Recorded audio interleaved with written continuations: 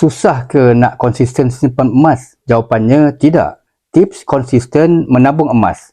Tetapkan matlamat simpanan. Contohnya, nak pergi haji, umrah, dana pendidikan anak-anak, tabung kahwin, beli rumah ataupun nak pergi melancong.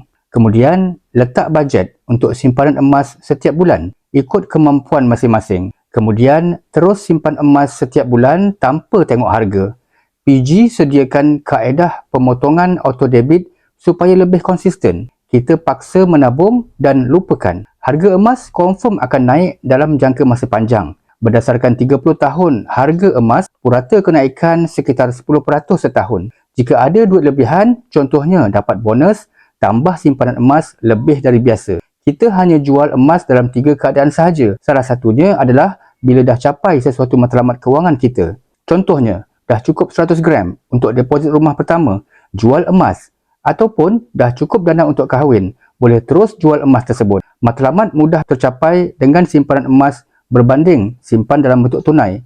Sekarang ni dah mudah sangat. Dengan akaun emas Gap, semua orang boleh menabung serendah RM100.